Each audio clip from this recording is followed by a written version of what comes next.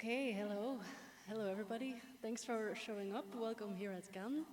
Let's quickly first introduce ourselves. This is Robbe Nees. He's an amazing web developer. I'm Tunke. I'm design manager at Kan, and I have a background in graphic design and digital design. Today we're going to talk about sustainable web design, but before getting into that, a very quick introduction about our company.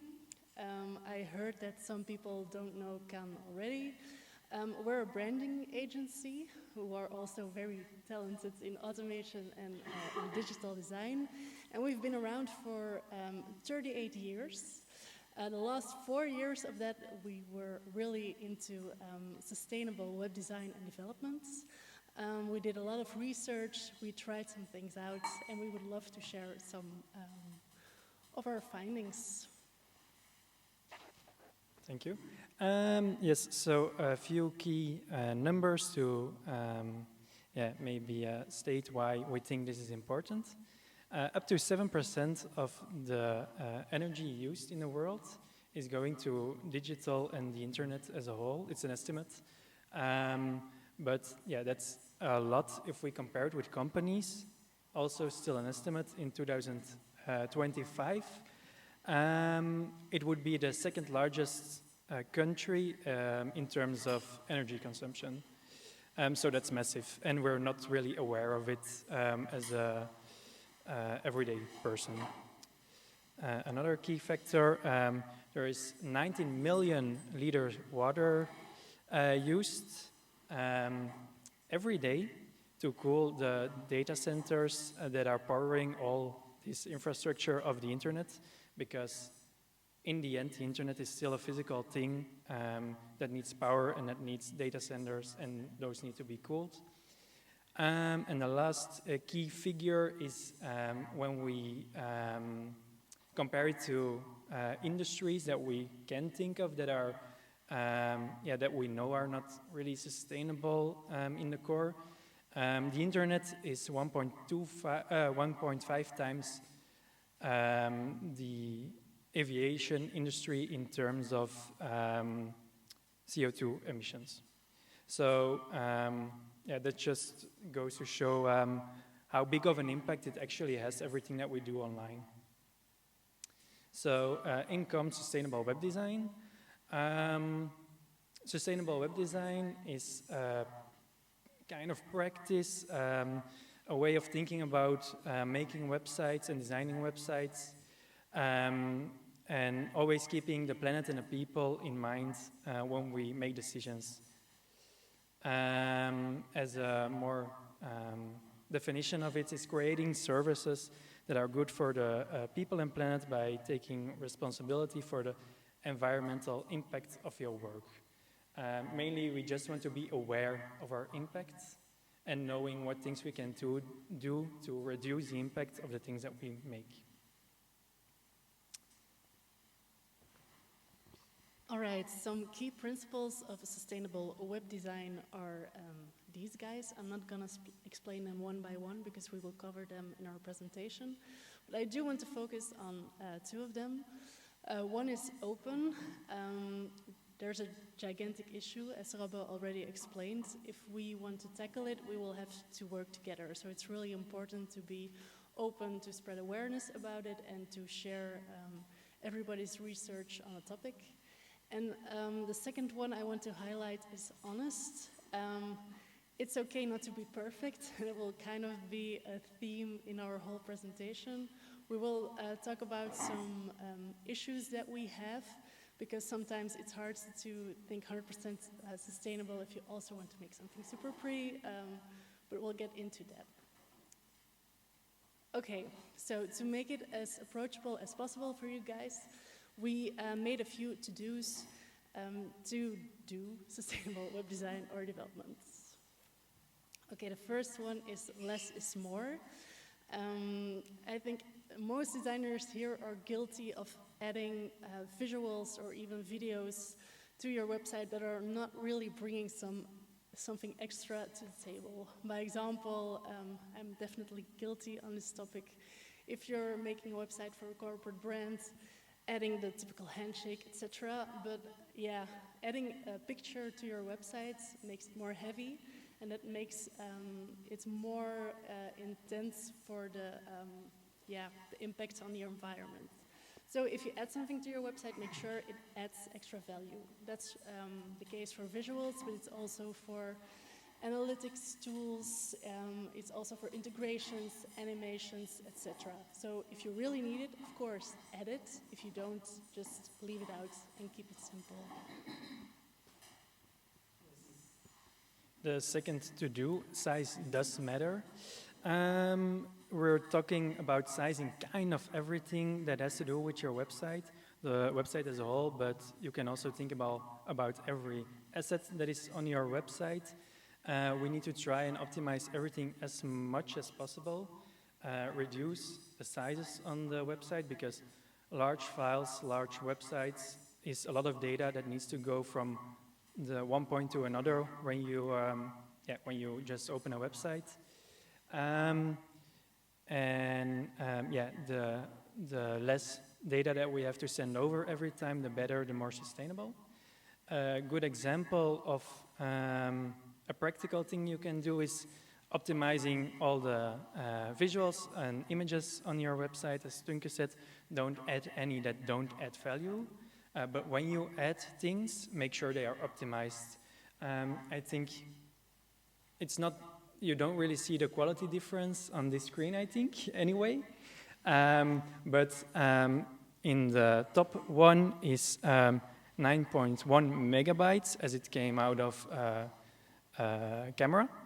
But then that's the base file, the JPEG file. But then you can look at other formats of media like WebP or AVIF that are optimized for websites that are way smaller in file size. And also just the file that you have, compress them. There are a billion great tools online that you can use for image compression. So you don't have to send over 9.1 megabyte for just one image. You can optimize a file and you only have 100 kilobytes maybe left, which is way less heavy to send over. All right.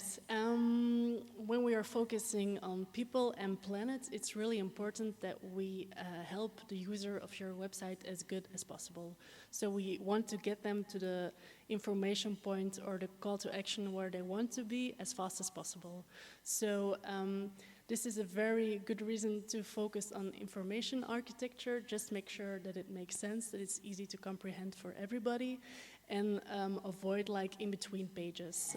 Work with some great navigation drop-downs, and just try to ensure that the users of your website are getting where they want to be as fast as possible.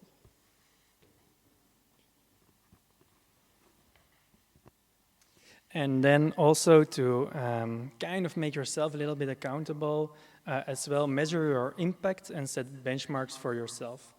Normally here we have the tendency to, if we have a new client and we're making a new website, do a benchmark of their current website, and then we always try to do at least better than the one they are having right then at the moment.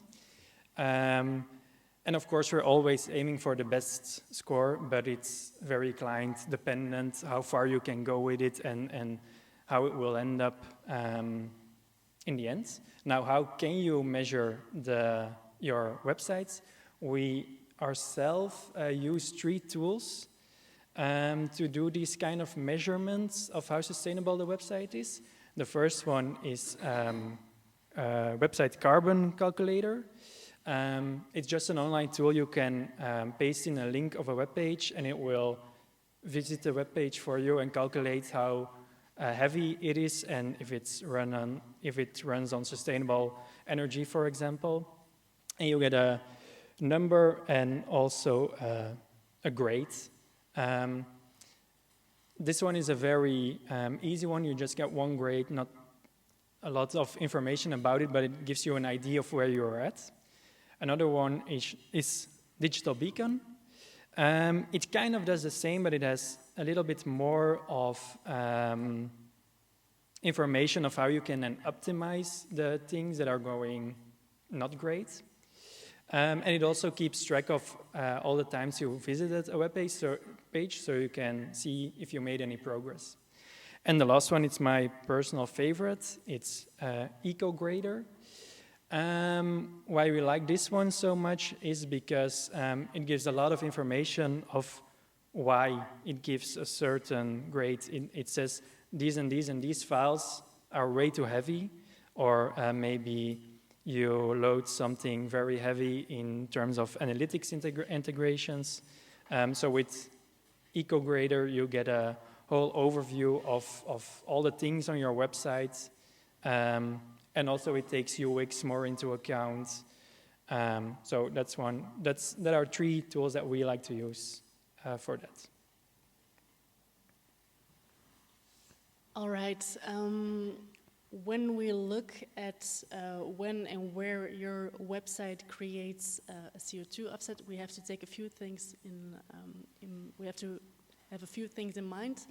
First is when the website is created. Then is when it's stored in like huge data centers, when it's coming to the person that is using the website, but also when somebody is watching a website on their devices. This is a moment where your website asks for energy because it needs battery life and energy from your device. A lot of screens are, the amount of energy they use is defined by the colors that you're using. So color is important in sustainable web design. Super bright colors like white or like a beautiful electric blue are not that sustainable. Very sad because I like it. Dark mode is way more sustainable. So that's just a small thing to keep in mind. Okay, mind motion as well. I don't think it will be a surprise that a video takes a lot of data transferring, so it's not really sustainable. So really mind motion. We're very, we're playing it very safe when it's autoplay video, by example. You really need it because, it just starts playing even without that people want to see it. And also consider if there are other ways to replace a video. By example, this is a case from a website that we made a few years ago, which we really like. De Rijen is a touristic spot in Antwerp where you can visit the tunnels under the city. And instead of starting the website off with like a movie, by example, we created a parallax animation with SVG files, which is way more sustainable, and it even adds to the storytelling, in my opinion. So it doesn't always have to be a video. Yes, next, mind typography. Just like visuals, like images and video, as we talked about already, your typography or font files can add a large amount of data to your website as well. So keep it in mind when designing. A few things you can try and do to minimize the impact that you have. Is choosing the right font type to upload to your website. You have OTF or TTF files, which most designers will know, but you have also WOF files. It's for web optimized font files, for example. So if you have those, use those for your website because they are way smaller and they will work with 99% of all the browsers also. Another thing you can take into account, do you really need 3 typefaces for one website?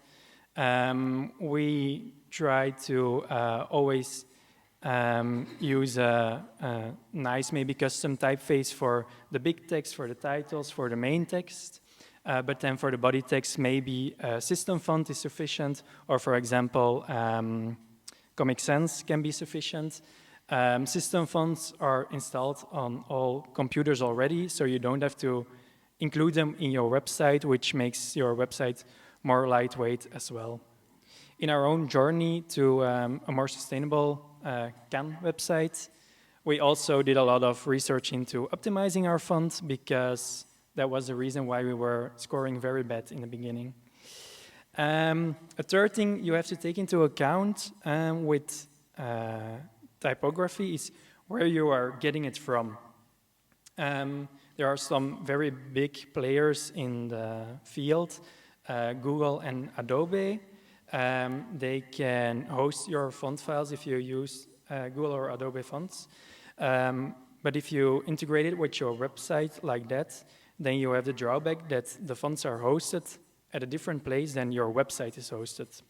So if it's possible and you can upload your font file at the same place just with your website, then you don't have to do all the extra traffic to go get a font file of Google or Adobe and then get it back to the user.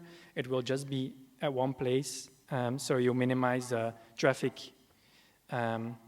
So we always like to download our Google fonts and upload it with the website, or buy our Adobe fonts and then use the separately bought file instead of an integration with Adobe.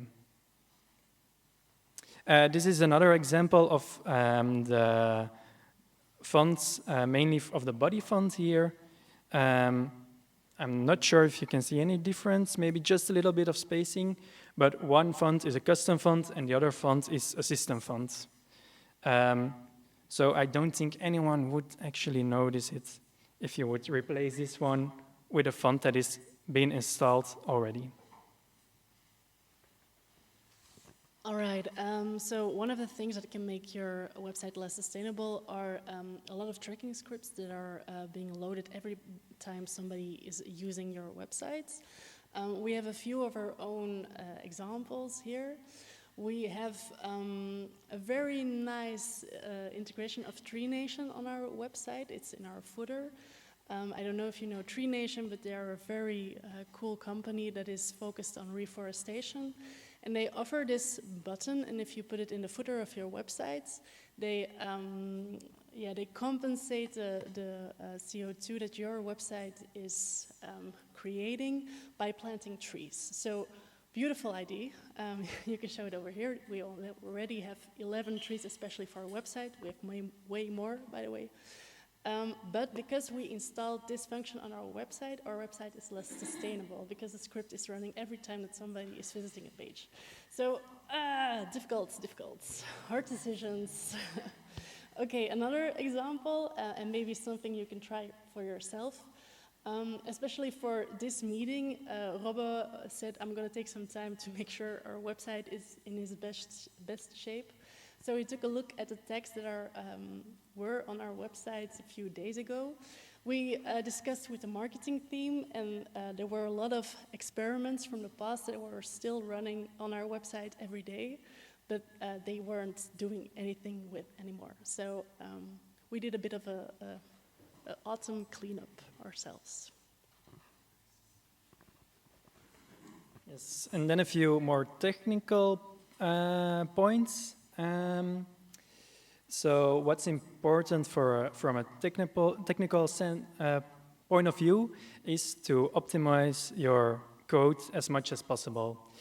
We are kind of spoiled in the times that we live right now, because if we have a heavy website or a lightweight website, the website will load, and it will load pretty quickly unless you do something terrible. But there are still a lot of benefits to gain that we don't really do anymore because we are so spoiled. But we really need to go, if we want to take sustainability into account, we really need to go further and look for ways to optimize your code even more. So it takes less energy to run, basically, and is also less heavy.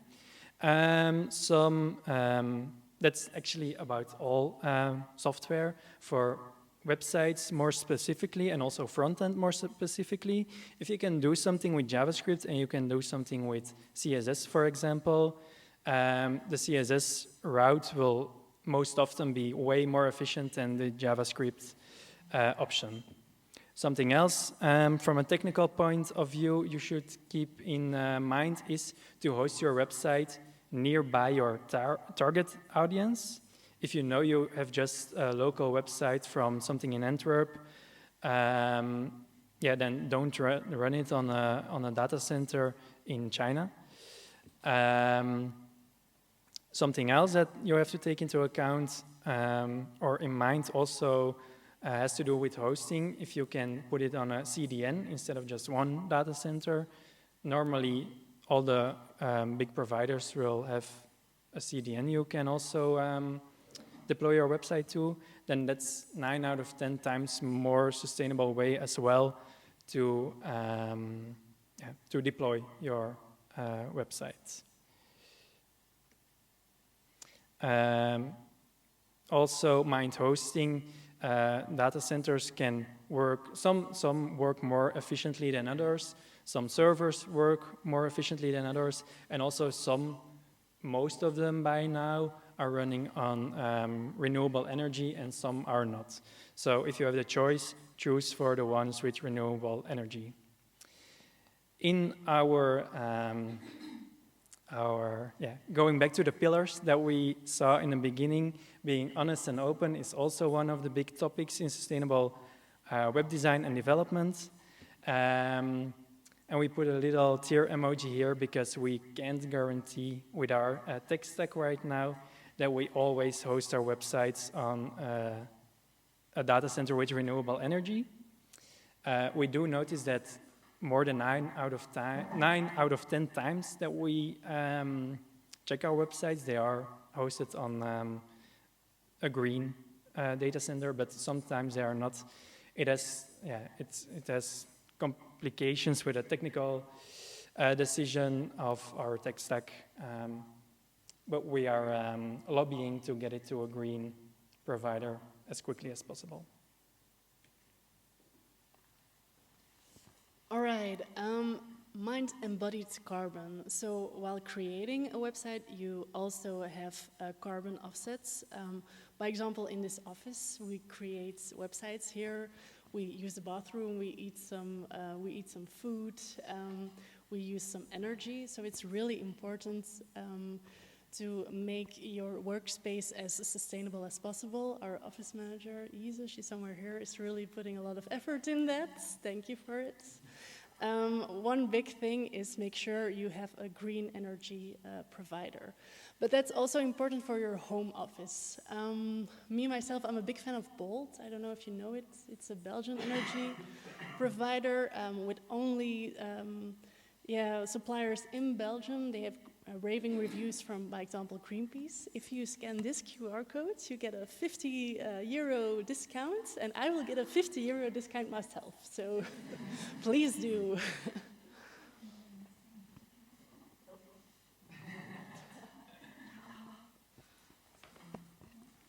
You can also find the presentation later on if you need it. Mind accessibility. Accessibility is kind of a different topic to talk about. We can fill an whole talk with it as well, but we can't have a sustainable website without keeping accessibility in mind, and the other way around as well. We can't have a an accessible website without keeping sustainability in mind. Also, when you're optimizing your website, when you optimize for accessibility or sustainability, 8 out of 10 times you're optimizing for the same things. You want to make sure everything runs smoothly. You want to make sure everything is lightweight and just loads and works as it's supposed to work. And then, you can go into little subtopics. But by default, a not accessible website is a not sustainable website. Because the user will take more time on it, and it will just be less efficient to do the stuff that they need to do.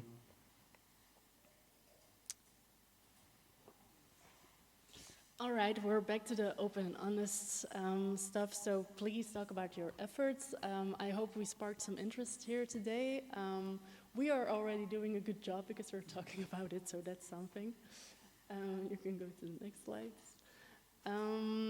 And then it's really okay not to be perfect. If every time we hit a boundary on our sustainable efforts, we would have stopped, we would have been nowhere today. So even if your website is not perfect, which our websites aren't, it's still important to do little efforts because they can make a bigger impact if lots of people are using the websites you created. All right, we know that not everybody here is a web designer or web developer, so we have a very short end of the presentation about digital footprint, because of course websites are part of a larger digital world, and everybody has a digital footprint. So we have 3 very quick steps to make your digital footprint smaller that you can even do while sitting here in this presentation. So the first one is unsubscribe. Everybody here, I'm very sure, receives a lot of emails, email subscriptions with emails that they don't even read. So please just unsubscribe, because those are emails that are sent over. They contain photos that are being transported across the World Wide Web, and that creates carbon. So just unsubscribe if you don't read them. Delete. Like Robbe already mentioned, we're really spoiled. We can take 20 pictures of our cat or dog and we can keep all of them, but that's not really sustainable because the cloud as well has a digital footprint. So just keep 3 pictures of your dog instead of 20. Yeah, definitely. Yeah, definitely. 20 times the same, like 20 iterations. Do you really need the 20 in the cloud hosted and available all the time? Or can you just keep the last one that hasn't been improved? Those are some things to think about. Definitely, and something I'm quite passionate about, email signatures. Every time a client asks for an email signature, we really try to push just keeping it typographic, because every time you send an email, and that's a lot of times a day, you otherwise send over an image of your logo to people that probably know you pretty well. So actually that's quite insane if you think about it, and also annoying. Voila, so just delete them. We don't have GIFs for those, but e-waste is a big one as well. Keep your physical machines as long as possible. Don't upgrade every year. That also ties into the topic of digital sustainability. And there are many, many more. And then we want to credit Tom Greenwood. It all started with his book that sparked our interest for the first time in sustainable web design and development. Big shout out to him and his London-based agency. And if you scan the QR code, you will be redirected to a webpage of ours where you can also download a way bigger file with all the topics and even more to-dos with more information about this. Okay, any questions? Maybe if I can kick this one off. So really thank you for providing this talk. You really gave us, at least for me, a toolkit to really think and act about these things. If I may start with a question, like what do you think are currently the biggest barriers to adopting these kind of practices? I think maybe there are many businesses that don't really see the added value yet. But there definitely is an added value, not only by making your website more sustainable, it will be way more performant, and it will load quicker, and it will be better in any way, actually, but also it will be more sustainable, more important for businesses as legislation will evolve to prove their efforts in sustainability as well, and sustainable digital, can also be a big part of your company's yeah, efforts. Yeah. So I think that would be, yeah, something to consider as a company.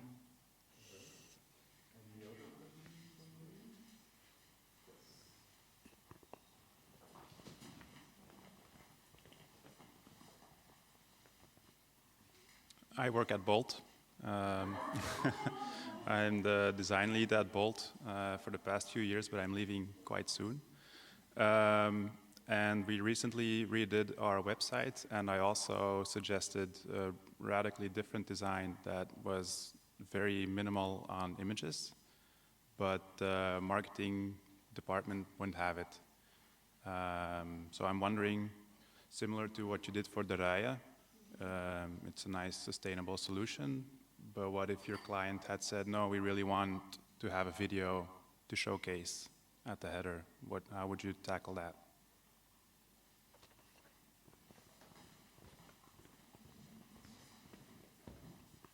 Thank you. All right, you should invite us over. We can maybe... I would just try to charm them with a nice alternative, actually. Because I'm the person who mostly is going to present the designs, and sometimes people do ask about it, why isn't there an image in the header? And I'm like, yeah, but what's the added value? And if you can really show them a nice design without the images, it doesn't have to feel basic. I think the Ryan is a great example of it. You can do that much with like SVG's and some animation, and if the client sees a positive alternative to a video or an image, in my opinion, actually it works quite good. We didn't have that much clients who really opposed to it. So yeah, you should visit. Okay, perfect.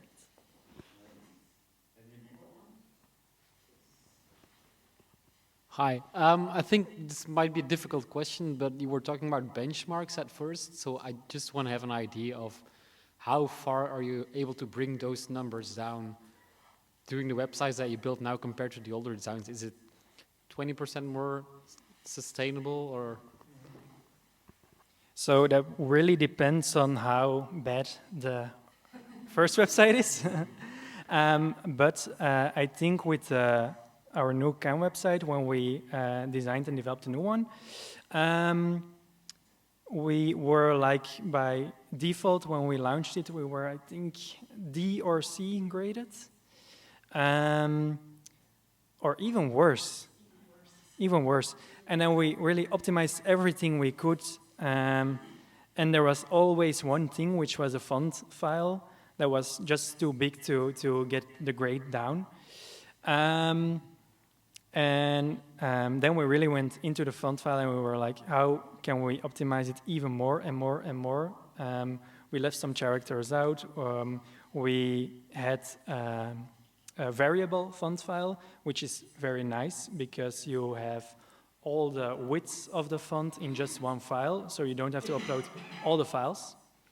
But in practice, we were only using the regular and the bold version. You can fake a bold version with web development with CSS styles, and then, in fact, you only need just one file for the regular font, and that was like 5 times smaller than the variable file, and that reduced it to, I think, a B or a C grade. So I think that went like more than 50% reduction. But then you're looking very much into fine details.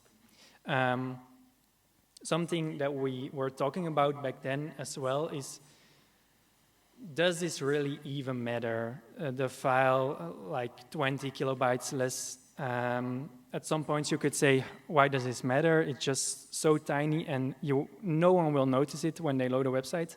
But if you have large websites that will be loaded thousands of times, then those smaller things can add up in the bigger picture. Yeah.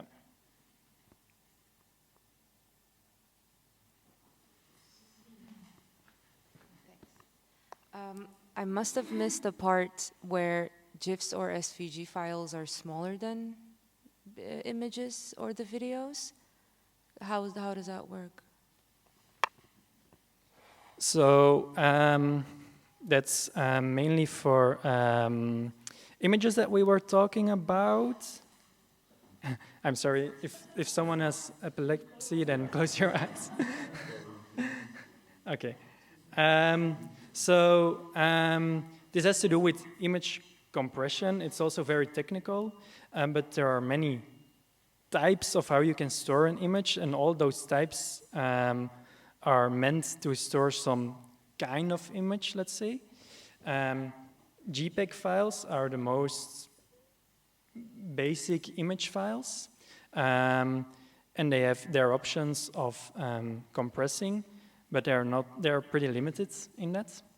And then you have other types of files, like WebP. It's a new type of file. You can find image converters online and just upload your JPEG file and you'll get a WebP file back.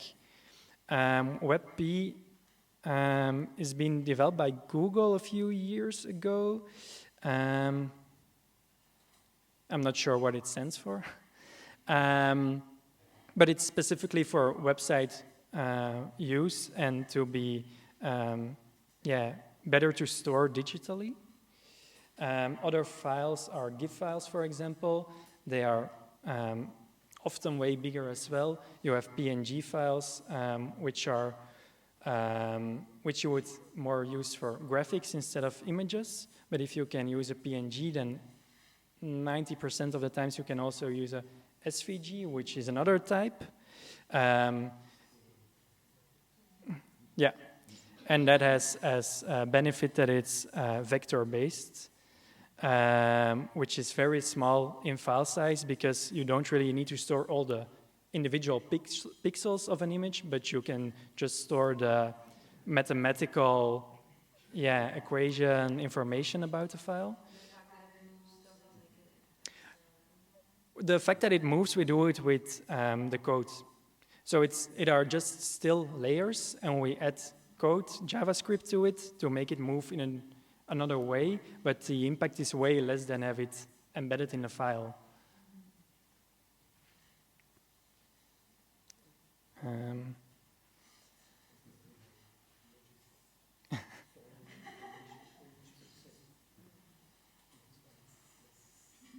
I'm not sure if it answers your question.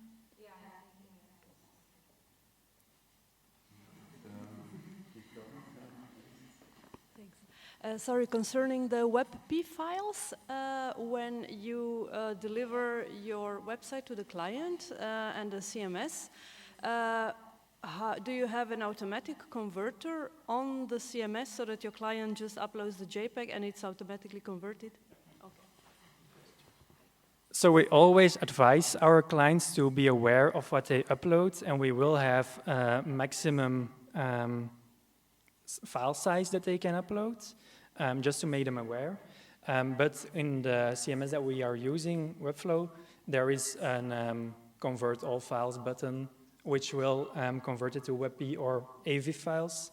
AVIF is an even newer version than WebP, and it is even, it can go even more compact. Okay. Maybe one more question? Yes, I want to ask from like the user's experience perspective. Do you have any information or research about if a user or consumer sees that on the website it says it's sustainable design in some way, and will they have like better preference and or trust in this website? Do you have any research about that? We didn't cover it, but we actually have a kind of script again from which tool is it? It's from Carbon Calculator that we add to the footers of our websites, and it explains how much carbon is created by loading the page. So that's really for the awareness part. Did we have research from users to see if they prefer it? We didn't do tests about it. We do have had a few clients who were really enthusiastic about it and really wanted to add that tool to their footer as well, just like we did. So we feel that there's really a market in type of businesses who are really sensitive for it, especially if they are doing something sustainable as well. It just shows that they practice what they preach. So yeah, we do feel some positive feedback on it.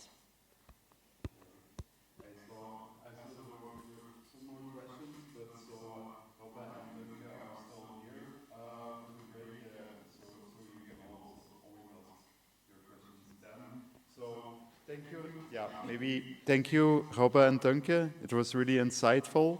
So please give them a warm round of applause.